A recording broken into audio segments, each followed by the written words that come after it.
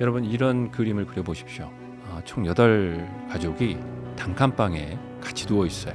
그리고 이 막내 딸은 이 오빠들과 언니들이 성장을 하면 이 좁은 방에 더 이상 같이 잘 수가 없는데 어떻게 해야 되나. 제가 어렸을 때 그런 생각을 했었어요. 식구들이 이렇게 많은데 다 몸이 커지면 남들은 직장 생활만 열심히 하는 그 시절에 이것저것 안 해본 게 없습니다. 그래서 돈을 벌기 위해서 끊임없이 노력을 했던 것 같아요. 그리고 지금은 연수익 40억을 벌 수 있는 비즈니스 우먼으로 성장했습니다. 1년에 거의 3억 넘게 연봉이 계속 올라갔었어요. 근데 이런 좋은 날은 그냥 오는 건 아니잖아요. 시도하고 내가 이거를 잘할 수 있을까? 용기가 없는 것도 너무 당연하다. 그런 용기는 언제 생기는가? 배워서 알게 되면 용기가 생기더라고요. 안녕하세요. 유충 오늘 첫 번째 게스트를 모셨습니다. 귀하신 분인데 우리 박정 대사님. 첫 번째로 함께 할 수 있는 영광을 주셔서 너무 감사드리고요. 감사합니다. 저희가 감사합니다. 복도에서 뵀을 때 아까 제가 말씀드렸지만 밥 인형이 걸어다니는 줄 알았어요. 깜짝 놀랐습니다. 근데 그것도 많이 이렇게 늘어나신 거라고 그러는데 안티가 생길 것 같아요. 이 프로그램의 저의 닉네임이 벤자민 킴이에요. 5만 원짜리에 들어가시는 분 프로그램이 있대요. 저희는 글로벌 회사고 미국 회사니까 그래서 100불짜리에 들어가 있는 그 인물이 벤자민. 너무 멋진 이름인 것 같아요. 네. 앞으로 저도 뭔가 만들면 우리가 그 이상은 US 달러 그 이상은 없지 않나요? 100불이 제일 큰 거죠. 그죠. 네. 위안도 있긴 한데요. 그러네. 유로화로 어떻게? 그러네요. 나라별로 뭐 돈은 다 있으니까 하실 수 있을 것 같아요. 뵀었던 시기가 이제 한 10년 정도밖에 안 되니까 그 이전에는 제가 잘 사실은 들은 얘기 몇 가지 빼고는 잘 모르거든요. 특히 유년 시절. 근데 제가 집에 한 이사를 21번을 다녔더라고요. 시집 가기 전까지 방 하나에 그러니까 우리가 6남매예요. 6남매하고 엄마 아빠까지 방 하나에 같이 산 적도 있어요. 제가 어렸을 때 그런 생각을 했었어요. 식구들이 이렇게 많은데 이 식구들이 다 몸이 커지면 얼마나 불쑥불쑥할까 이런 생각을 했었어요. 여기 하나에서 어떻게 살지? 이제 막 이런 생각. 외삼촌이 작은 외삼촌이 저희 이제 6남매를 낳은 저희 엄마한테 항상 놀리는 멘트가 있었어요. 아유 맨날 알딸딸 해가지고 근데 아들 딸딸 아들 딸딸에 제가 이제 막내인 거예요. 사과가 맨날 푸석푸석 했었거든요. 큰 집에 가서 먹는 사과는 너무 아삭거리는 거예요. 형편이 안 됐으니까 그랬겠죠. 살지 않는 그런 사과들을 이렇게 받아서 오신 것 같은 거예요. 그냥 어린 마음에 돈이 좀 있었으면 좋겠다. 제 지금 고등학교 친구들이 여기 지금 회사에 같이 저랑 일을 하고 있거든요. 이 친구들한테 제가 학창시절 저를 물어보면 제가 되게 잘 사는 아이인 줄 알았어요. 뭔가 내 안에 뭔가 이렇게 자존감이 높았었나 봐. 그런 것 같아요. 그러니까 저는 그래요. 엄마의 교훈이 되게 크다라고 봐요. 그러니까 뭔가 하는 거에 있어서 안 된다라는 얘기도 들어본 적이 별로 없고요. 그러니까 이렇게 돈에 대해서도 막 그런 어려운 상황을 표현하거나 막 이렇게 힘든 것을 많이 내색하거나 그런 모습을 별로 본 적이 없어요. 예. 사랑을 많이 받고 자라셔서 그러신 것 같아요. 아니 자자 돌림이세요? 네네. 인자, 정자, 영자, 청자. 인자, 정자, 영자, 청자. 청자. 네. 아니 어릴 때 이름 때문에 이렇게 막 놀리고 그러지 않았어요? 학교에서? 예. 저희 때는 사육부장이라는 게 있었거든요. 네. 어항을 관리하는 거예요. 어항. 그런 어항 관리하면 남자애들이 그걸 도와줘야 되거든요. 이거 해야 된다고 도와달라고 막 그러면 뭐 이렇게 애들 그 유치함 있잖아요. 고려 짱짜기 그러고 고려 청짜기 그러고 도망가고 맨날. 외삼촌이 그때 어렸을 때 이제 청자담배 엄마가 이름도 잘 지셨어. 알딸딸. 이렇게 외삼촌이 되게 짓궂으셨거든요. 네. 뭐 그 이름으로 놀려서 제가 막 자존감이 떨어지는 게 아니라 반대로 생각을 했던 것 같아요. 예. 애들이 저랑 친해지려고 이렇게 한다라고 생각을 했던 것 같아요. 그래서 되게 밝게 그때 잘 지냈었고. 아무튼 우리 박정자 사장님은 남들이 갖지 못한 어떤 스킬이 하나 있으신 것 같아요. 이런 부분은 이렇게 생각하는 게 보통인데 전혀 다른 방향으로 생각을 하시고, 그러니까 이름으로 놀림을 받으면 내 이름이 싫고 놀리는 친구가 미울 텐데 그렇게 선택하지 않으시고 내 이름이 좋아지고 또 그 친구는 나와 친해지고 싶어서 어필을 하는 걸로 이렇게 생각을 하시는 긍정적인 마인드가 어릴 때부터 이렇게 쭉 지금까지 장착해 오신 것 같습니다. 긍정의 청자. 긍정의 청자. 그러면 이제 조금 더 성장한 때로 넘어가서 학생 때부터 이제 20대 결혼하기 전. 저는 되게 20대가요 되게 바빴어요. 직장 생활을 하면서도 자격증을 따야 되고 일러스트도 포토샵도 학원을 다니면서 배웠었어요. 출근하기 전에 새벽 5시에 수영을 다닌다든지 막. 예. 그리고 짬나는 주말을 이용해서 뭐 아트 플라워를 배운다든지 뭐 또 이제 워드 자격증 따고 막 이렇게 예. 뭔가 운전 면허증도 저는 21살에 땄거든요. 그러니까 근데 부모의 도움을 받아서 한 게 아니라 제가 다 벌어서 예. 그때 그러면 예. 편사님 만나셨었어요? 네. 학교 때 만나셨다 그랬었나요? 언제 아니요, 만나셨어요? 영어 학원에서 만났어요. 학원에서. 공부하라고 영어 학원을 보냈는데 이제 데이트를 해서 지금도 그렇게 영어의 깊이가 많이 공부해야 되는 영어를 더 많이 공부해야 되는 신랑 19, 저 20에 신랑이 1살 어리니까 헤어지려고 했던 적도 있었어요. 왜냐면 직접 본인이 그렇게 가난하다 하니까 아 언니가 절대 그런 사람들은 가난한 사람 안 된다고 했는데 가끔씩 결혼을 이렇게 사귀는 사람인가 결혼을 하려면 네. 내가 뭔가 준비를 막 해야 되겠다라는 생각이 좀 강했었나 봐요. 예. 그러니까 제가 그 이제 SK 코퍼레이션 그 유공 회사에 다닐 때 돈을 벌고자 하는 마음이 되게 강했었거든요. 130만 원 정도 많이 받은 거 아니에요? 많이 받았었어요. 네, 근데 그 돈이 막 되게 크다라는 생각보다는 왜요? 왜요?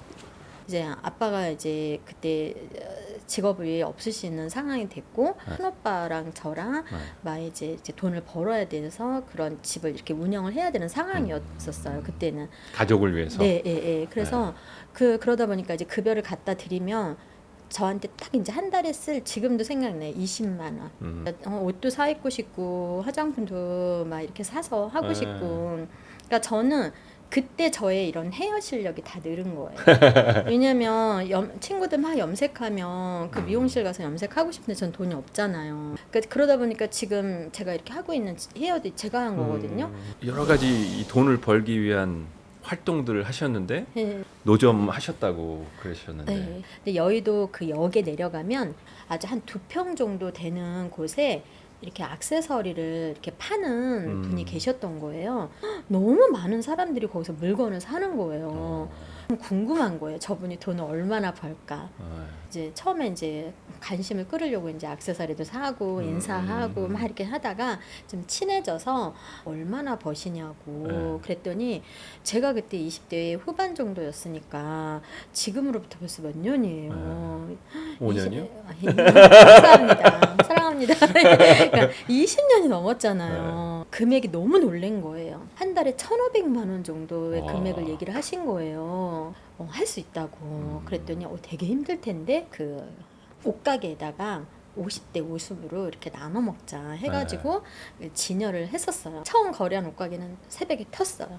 직장 생활을 하면서 이렇게 너무 쉬운 게 아닌 거예요. 내가 새벽 시장 가서 물건을 띄고 거기서 또 그걸 또 100% 내가 다 갖는 것도 아니고 50대 50으로 또 많이 팔리는 것도 아니고 그런데 이제 어느 날 이렇게 지하철에 가니까 그 계단 밑에서 누가 저 이렇게 노상처럼 펴놓고 파는데 막 사람들이 정신없이 막 사가는 거예요. 그런데 노상을 폈는데 이제 막 열심히 막 사람들이 막 사가니까 막 너무 신났는데 아니 한 3분의 1도 못 팔았는데 여기서 장사하시면 안 돼요 막.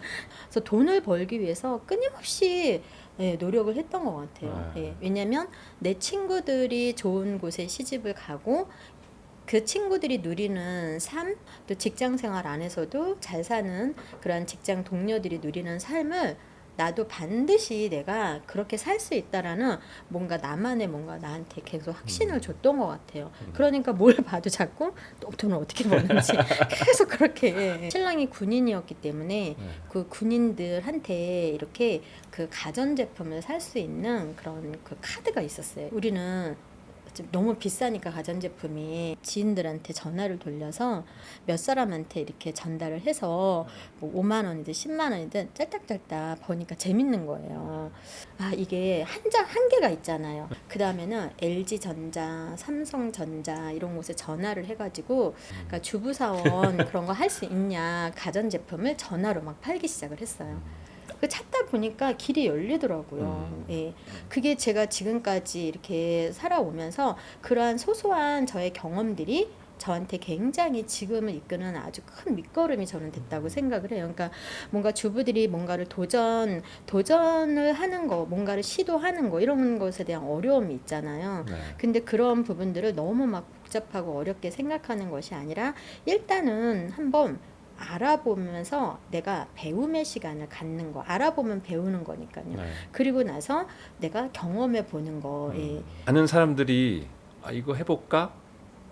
이거 하면 괜찮을 것 같은데 이런 생각들은 많이 하는데 저 가게 장사 잘 되는데 저거 하면 얼마나 벌까? 나도 한번 해보고 싶다 이 정도지 실제로 그분하고 친해진 후에 시장 가서 물건 떼는 데를 따라가서 직접 물건을 떼고 액션, 그러니까 제가 생각했던 것을 실제 제 몸으로 실천하는 그게 사장님의 어떤 성공의 가장 큰 비결이 아닌가라는 생각이 계속 들었어요. 찾고자 하니까 길이 열리는구나. 내가 계속 돈을 벌고자 뭔가를 막 고민하니까 이렇게 한번 물어보면 어떨까? 이렇게 내가 한번 제안을 해보면 어떨까? 막 그거 가능하구나. 이제 거기에서 제가 좀 되게 안 되는 일은 없나 보다. 뭐 여러 가지 시도를 하고 계셨고 돈을 많이 벌어야 되겠다라는 그런 마음가짐은 항상 있으셨는데 내가 돈을 정말 한번 진짜 벌어야 되겠다라고 하는 정말 마음을 굳게 다지는 그런 계기가 혹시 있으셨어요? 조카의 아이가 저희 아이보다 1년이 빨랐었어요. 같은 남자아이였었고. 근데 그 조카는 너무 비싼 옷을 사서 애들을 계속 입히는 거예요.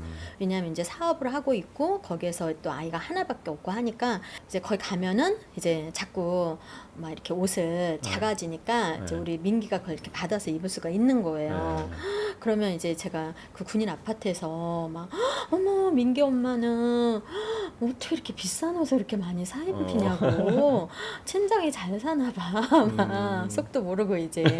근데 좋고 그냥 행복하고 감사했어요. 근데 어느 날 이제 또 놀러를 갔는데 그 조카가 저한테 이랬어요. 이거는 그냥 우리 아들을 입혀도 되는데 그냥 주는 거라고. 그런데 그 순간에 제가 진짜 막 뛰쳐나갔어요. 눈물이 너무 찰칵 쏟아져가지고 제 자존심이 거기서 다 져버린 거예요. 너무 고맙고 감사함은 뒤로 하고 그래서 그런 시간들이 막 이렇게 만감이 교차하는 그런 시기에 이제 그 신랑 군의 선배 와이프분이 저한테 이제 전화를 한 거예요. 그 몇십만 원짜리인데 이렇게 화장품 아주 고가의 그런 화장품 메이커인데 교육을 한번 받으면 그 몇십만 원짜리 선물로 준다는 거예요. 그래서 이제 그거에 혹해가지고 거기 갔어요. 그러면 거기서 9년 반 동안 그 방문 판매를 네. 하시고 성공하시고 근데 그만두셨잖아요. 네. 그만두신 계기가 모든 일이 그렇겠죠. 올라가면 올라갈수록 내가 감당해야 되는 부분들이 커지는 거잖아요. 그게 저의 개인적인 매출도 같이 커져야 되는 거예요. 근데 그렇게 판매에 대한 자신은 없었거든요. 그렇게 막 고민을 하던 중에 그러던 시간 중에서 지금의 제가 하고 있는 회사를 만난 거예요. 근데 이 일은 내 개인의 시스템을 만드는 일이고 진짜 그 워렌 버핏이 잠을 자는 동안에도 소득이 들어오게 만드는 그런 시스템이 없으면 죽을 때까지 일해야 된다라고 했거든요. 이건 나를 두고 하는 얘기 같았었어요. 그럼 내가 이런 시스템을 만들면 이런 소득이 만들어지는 일이었기 때문에 그런 일이 있나?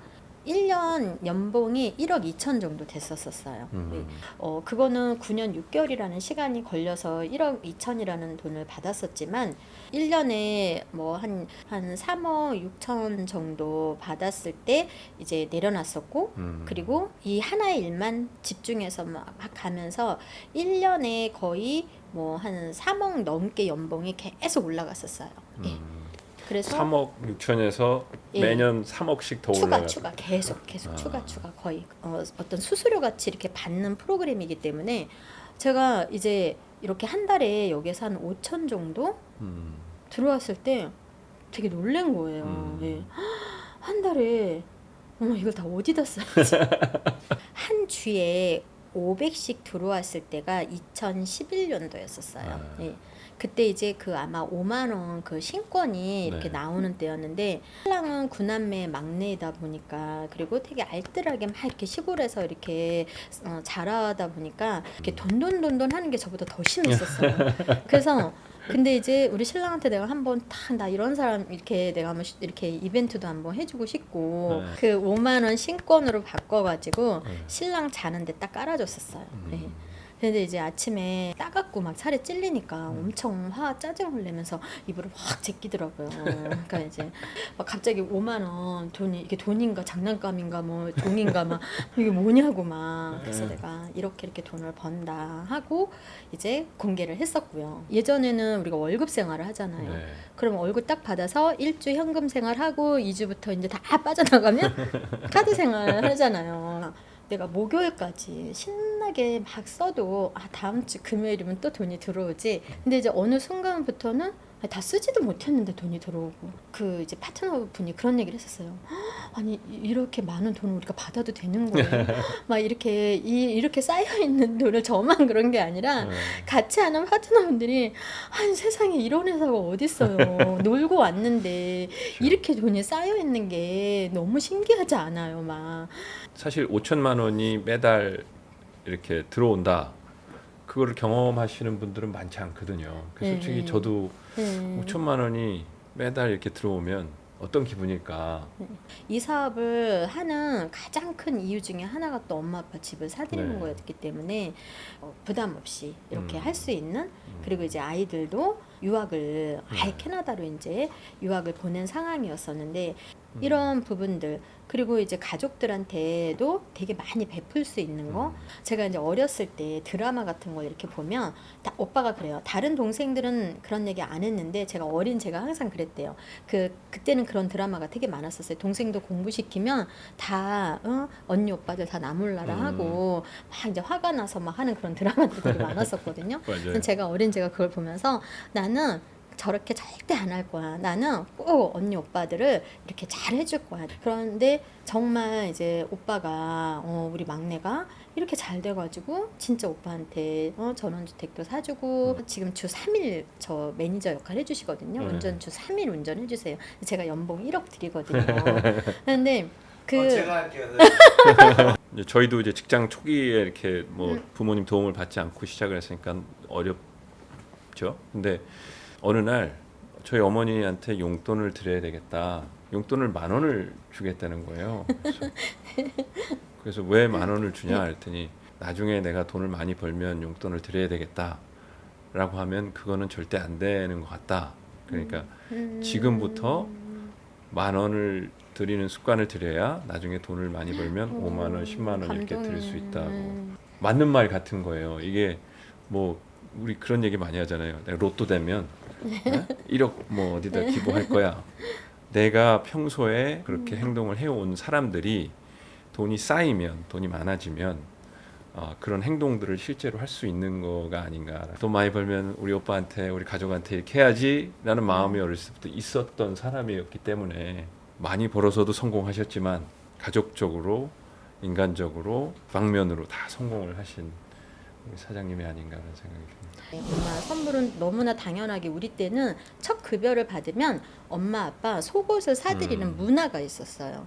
제가 이제 너무 마음이 아픈 거는 어느 정도 이제 성공을 했을 때는 엄마한테 용돈도 많이 드리고 옷도 사드리고 많은 것들을 했는데 엄마가 이제 돌아가시고 난 상황이 됐을 때 엄마랑 같이 이렇게 쇼핑을 하고 싶었었거든요. 그러니까 너무 바쁜 시간을 보낸 거예요. 그래서 아유. 조금만 괜찮아지시면 같이 엄마랑 많은 시간 보내려고 했는데 그게 안 됐어요. 그래서 그게 제일 마음이 아파요. 그러니까 성공을 했는데 엄마한테 해줄 수 있는 것들을 많이 엄마 집도 사드리고 엄마 아빠 집도 사드리고 막 그렇게 했는데 작은 성공을 이뤄갔던 시기에는 물질로 계속 뭔가를 해드리는 게 효도라고 생각했던 것 같아요. 그게 제일 마음이 아픈 것 같아요. 근데 상상만 해도 아까 잠깐 얘기하신 거에는 방 하나에 그 6남매가 같이 있을 때도 있고 그러면은 그 식사, 도시락, 빨래 네, 너무 지금 제가 그게 너무 신기한 게요. 그 많은 빨래, 그 많은 음식 그런 상황에서도 한 번도 엄마가 힘들다는 얘기를 전 들어본 적이 없어요. 겨울에는 그 과일 대신에 무 있잖아요. 무 있죠. 네, 무를 먹었었어요. 그 친구들이 제가 나는 어렸을 때 오이하고 가지하고 무를 먹고 컸다 했더니 딱 오이하고 무는 자기가 이해를 하겠는데 가지? 그러는 거예요. 그래서 왜 가지 안 먹을 거냐고 지금. 저도 가지는 안 먹어본 것 같은데. 뭔가 그 물질이 되게 없고 부족했고 막 그랬던 시절이지만 거기 그 작은 집에서 가족들이 막 옹기종기 수다 떨고 막 이렇게 부딪히고 했던 그런 행복이 있었는데 제가 물질로는 막 더 바랄 게 없는 그런 상황에 이렇게 왔는데 그 예전에 가족의 막 그 작은 공간 안에서 북적북적하면서 지냈던 그 행복이 되게 많이 그리울 게 느껴지고 그때 정말 행복했구나. 그냥 저는 그래요. 행복이라고 하는 거는 지금은 소소한 행복을 막 찾기 위한 노력들을 되게 많이 하는 것 같아요. 저는 개인적으로 행복을 이렇게 크게 느꼈던 거는 행복을 잃어버렸을 때 거의 이제 40대에 아팠잖아요. 제가 죽느냐 사느냐 막 이러고 있는 시절에 병원에서 이 창밖을 이렇게 내다보면 그런 사람들이 너무 행복해 보이는 거예요. 나는 저 행복을 다시 누릴 수 있을까 이런. 근데 저 사람들은 분명히 저게 행복한지도 모르고 있을 것 같고. 얼마 전에도 건강검진한다고 병원에 갔었는데 나오면서 너무 행복하더라고요. 아프지 않고 건강하게 걸어다닐 수 있고 말할 수 있고 식사 편하게 할 수 있고 하는 것들. 사장님 말씀하신 것처럼 소소한 행복. 근데 또 한편으로는 굳이 그 소소한 행복을 찾지 않아도 우리 일상적인 삶 자체가 행복이 될 수도 있다라는 생각이 듭니다. 만약에 다시 돌아가서 예전의 나에게 메시지를 하나 주고 싶다라고 하면 정말 다 내려놓고 싶은 그러한 상황에서 내려놓지 않았던 그 마음에 대해서 정말 잘했다라고 인정해주고 싶어요. 그리고 그 선택이 너무나 옳았다라고, 너무 어렵다라고만 생각하지 않고 엄마가 늘 말을 아꼈던 것처럼 내 자신한테도 되게 아끼면서 온 부분에 대해서도 너무 잘했다라고 인정해주고 싶어요. 너무 힘들었지? 그러나 그 결과가 이렇게 멋진 결과를 만들었잖아. 사장님처럼 아까 말씀하셨던 모든 걸 내려놓고 싶은 어떤 이유에서든 뭐 그게 경제적인 거든 건강적인 거든 뭐 혹은 관계적인 거든 그분들에게 따뜻한 위로의 말을 좀 전해주신다면 어떤 좋은 삶을 원하기 때문에 다들 열심히 살아가잖아요. 네. 근데 그렇게 열심히 살다 보면 이렇게 좋은 날이 오잖아요. 네. 근데 이러한 좋은 날은 그냥 오는 건 아니잖아요. 네. 뭔가를 시도하고 굉장히 큰 두려움도 생기고 내가 이거를 잘할 수 있을까? 이런 선택이 맞나? 용기가 없는 것도 너무 당연하다. 그 당연함을 그냥 내가 인정하고 그러면 그런 두려움은 언제 없어지고 그런 용기는 언제 생기는가? 그거는 내가 일단은 시작해서 배워서 알게 되면 용기가 생기더라고요. 제 경험상으로. 누가 믿어주지 않아도 누가 나의 꿈을 막 훔쳐가는 꿈도둑이 가족 중에 막 그렇게 많이 나타나더라도 그런 생각보다는 일단은 시작해서 작은 거라도 이뤄봤을 때 주변에 모두가 나를 인정하는 모습을 봤거든요. 그것을 시작하시면 너무 좋을 것 같아요. 1년에 가장 많이 벌어보신 게 얼마예요? 1년에 가장 많이 벌어본 건 한 40억. 한 번에 돈 쓰실 때 제일 가장 많이 써보신 게 얼마예요? 한 번에 원샷을 한 12억. 뭐예요? 집 사드린 거. 네. 그 여기 강남에서 개인 소득으로는 제가 제일 많다고는 하시더라고요. 롤스로이스 사고 나셔서 네. 상대방 이렇게 좀 예. 편하게 해주신 것도 있잖아요. 그죠? 예. 그 얘기도 지방에 내려가다가 왼쪽에서 너무 가속을 해서 오면서 이제 사고가 난 거예요. 이제 과실이 그 상대방이 80%가 된 거예요. 그런데 좀 젊은 사람이었었고 이제 되게 열심히 사는 사람이더라고요. 폐차를 할 정도로 차가 많이 부서진 건 아니었거든요. 보험 처리가 저희는 다 되는 상황이었고 그렇지만 이렇게 폐차를 하면 그분한테 피해가 가지 않으니까 폐차를 안 해도 되는데 그냥 폐차를 한 거죠. 전혀 몰랐었는데 인터넷에 지금도 그게 올라와 있나 봐요. 그래서 되게 좋은 일 많이 하시는 분이시라고 저희한테 어떤 미팅을 갔는데 네이버에 올라와 있대요. 그 내용이 차를 이제 보통 좋은 차를 타면 예. 아끼잖아요. 매일 네. 타는 차가 있고 네. 아끼는 차가 있고. 예. 근데 이제 그런 거 없으시잖아요. 그 처음부터 제가 그런 좋은 차를 탄 건 아니고 원래는 한 제가 2년 정도 차를 타면 네. 이렇게 신랑을 줘요. 네. 그러면 이제 신랑이 그 다음에 전 다시 새 차를 뽑고 벤틀리는 그냥 현금으로 딱 뽑아가지고 신랑은 선물로 줬어요. 예. 좋은 차들을 뭐 집에다가 이렇게 막 뭐 전시용으로 막 그런다고 하는 얘기를 이렇게 잠깐 들은 적은 있는데 저희들은 이제 그런 목적이 아니라 일의 연속이었기 때문에 일주일에 타는 게 5,000km를 넘게 타더라고요. 예. 아침마다 가는 식당에서 네. 내기했다고 두 분을 놓고. 자꾸 어디를 가든 저희가 불륜인 줄 아는 거예요. 그러니까 동네에 이제 아침 식사를 하는 곳에 가서 늘 그러니까 모든 식사를 그냥 이렇게 나가서 사 먹게 되는 거죠. 매일 가니까 농담도 하고 이제 막 이런 상황이 되니까 어느 날 그러시는 거예요. 직원들하고 내기를 했대요. 그래서 부부가 아니시죠? 이러는 거예요. 그래서 아니라고 저희 부부라고 그랬더니 그럼 등본을 제가 거기 음식점에다가 등본까지 제출을 해야 되냐고요. 그래서 내가 등본을요? 했더니 아니 그렇게 안 믿겨지세요? 했더니 3만 원씩 사장님하고 직원들이 다 3만 원씩 해가지고 이긴 사람이 갖기로 했다는 거예요. 아니 우리가 왜 그렇게 보이시냐. 차를 따로 갖고 와서 이제 우리 신랑이 먼저 들어가가지고 영양제를 다 이렇게 이제 먹을 수 있게 챙겨놓고 수저나 젓가락 다 챙겨놓고 물 따라놓고 그러면 제가 이제 들어가서 거기 앉아서 이제 밥을 먹으면 우리 신랑이 생선 발라줘 뭐 후라이 같은 거 이렇게 해서 제가 노른자 잘 안 먹으니까 흰자만 이렇게 또 밥에다 올려줘 뭐 계속 이렇게 수발을 드는 것 같은 느낌이 들으셨었나 봐요. 아 내가 이렇게 많이 이제는 더 바랄 게 없을 수도 있는데 막 이렇게 열심히 사냐고 사람들이 막 그런 질문 되게 많이 하시거든요. 그러면 열심히 살아야지. 왜? 나 함께 하는 사람들이 나 이상으로 이러한 삶을 살면서 우리가 해야 될 게 너무 많다는 생각이 드는 거예요.